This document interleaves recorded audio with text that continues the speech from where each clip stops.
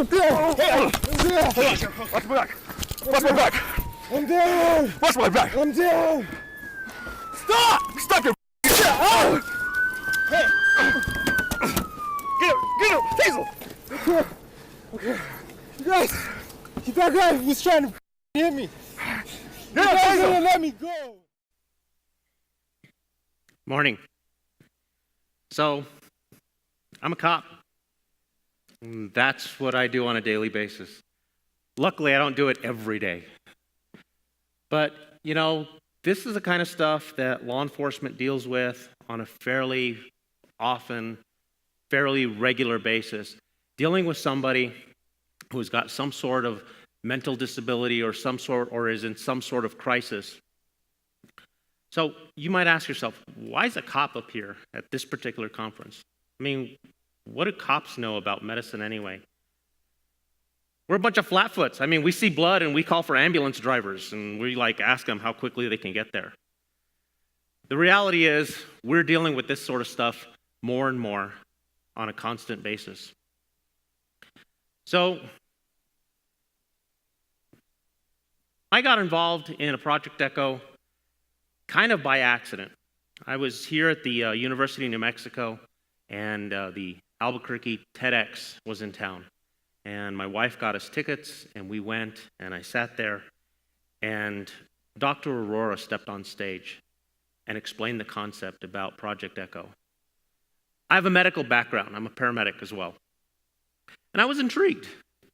My wife, however, is a nurse administrator. She was fascinated. For the next couple weeks, that's all we spoke about was Project ECHO. It was at the dinner table, it was in the car. And soon she was on her way to several Project ECHOs.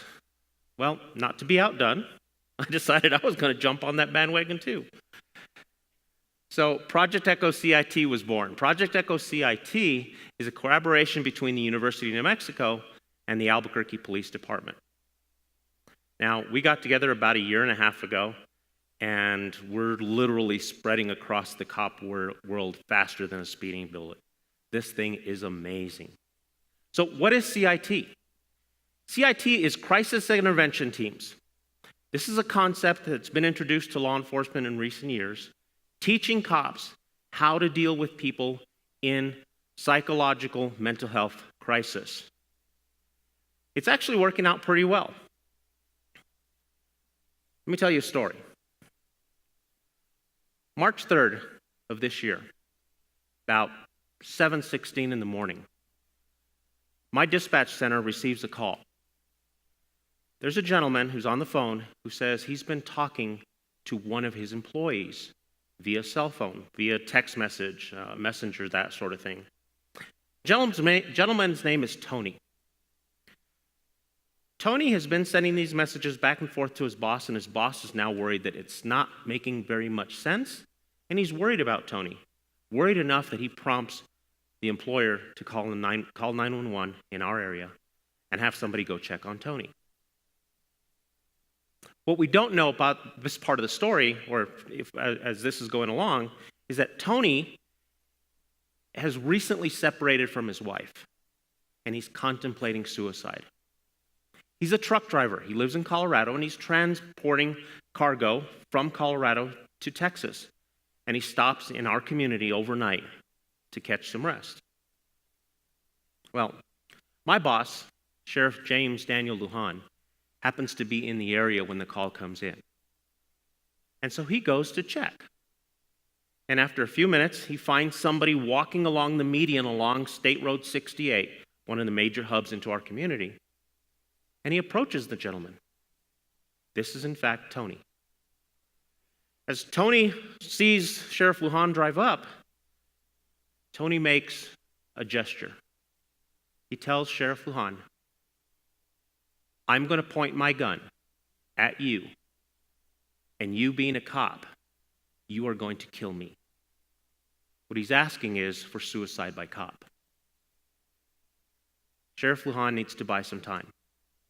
So, he comes up with a little white lie. "I'm the sheriff." Well, that part's true. "I sit behind a desk all day." Well, that's kind of a half-truth. Because the reality is, if he sat behind a desk, he wouldn't be out there with Tony, right? I don't even carry a gun.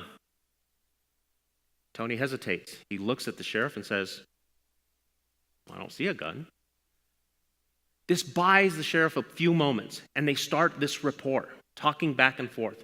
Meanwhile, law enforcement officers from different agencies are all convening on the area, and we're blocking off every access to where Tony is standing. It's 7:30 in the morning. This is our version of rush hour. Traffic is not happy with us. This rapport builds between Tony and the sheriff. Sheriff Lujan offers Tony a bottle of water. Tony asks for a cigarette. One of our deputies rushes to a gas station, and in a few minutes, a single cigarette is offered to Tony. Sheriff Lujan takes the cigarette, walks over to a flat rock in the median, and places the cigarette on the ground, and then steps away. We get another break. Tony reaches into his pocket, and his lighter doesn't work. So Sheriff Lujan reaches into his pocket and offers his lighter. Same thing. He puts it on the flat rock, and he steps away. Now they're building a rapport. This is now something that is going back and forth, and Tony trusts the sheriff. Okay? This goes on back and forth, back and forth. Another cigarette, a bottled water, even a cell phone. A cell phone is produced. Tony picks up the cell phone. He calls his father. Unfortunately, what we hear is this. I love you, Dad. Don't worry. This is going to be over real soon. There's a little piece of body camera video that I've got here. We'll show that, and this kind of illustrates what was going on this day.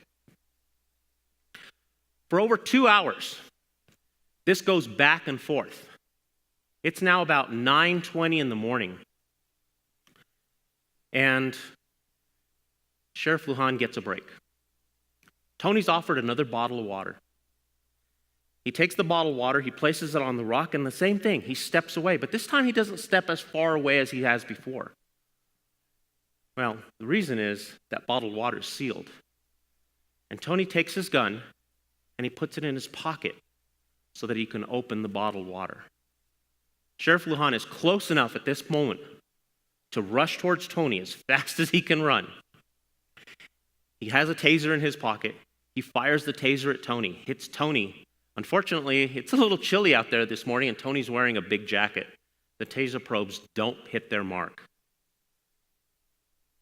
But it's enough to let Sheriff Lujan close that gap. And with the force of a UNM linebacker, go Lobos, Tony and Sheriff Lujan go to the ground. The gun is already in Tony's hand. When Sheriff Lujan hits Tony, the gun falls to the ground. They wrestle for what seems like an hour, I'm sure, while other officers come into the area and subdue Tony. Tony, Sheriff Lujan, and no other officers were harmed this day. No shots were fired. Nobody lost their life. So what happens to Tony? Well, we made the determination that Tony is, in fact, not thinking rationally, and he's transported to a local hospital for a mental health evaluation. No crimes have been charged against Tony. As a matter of fact, Tony is alive and well and back home today. Well, when I look at this and I tell this story, I think to myself, is Sheriff Lujan a hero? Well, I think so, but he's my boss, okay? And I might be a little bit tainted in my opinion. There's also a video camera in here that's recording this, and I guarantee by noon today he's going to watch this. So yeah, he's a hero. No, the reality is this. Sheriff Lujan is a 30-year law enforcement veteran. He's been a cop his entire adult life, and a Marine before that. He drew upon all of his experiences, everything that he had in his toolbox that day. The observations, how he interacted, all these things.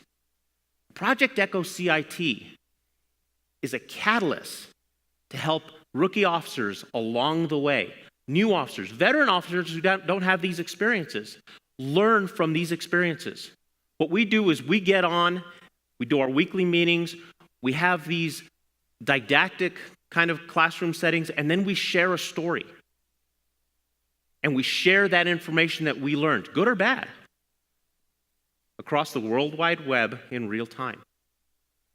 What we're doing is we're sharing this information because what you saw here this morning in both those videos may be something that somebody in, say, Vaughan, New Mexico has never seen.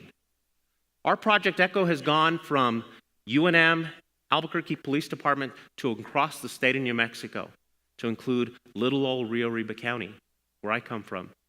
Our last session, we had somebody from Baltimore, Maryland, somebody from Seattle, Washington, and an officer from Canada. So, why am I here? A cop. What we're doing at Project ECHO CIT is we are merging modern law enforcement and modern medicine and bringing it together to save lives. Thank you.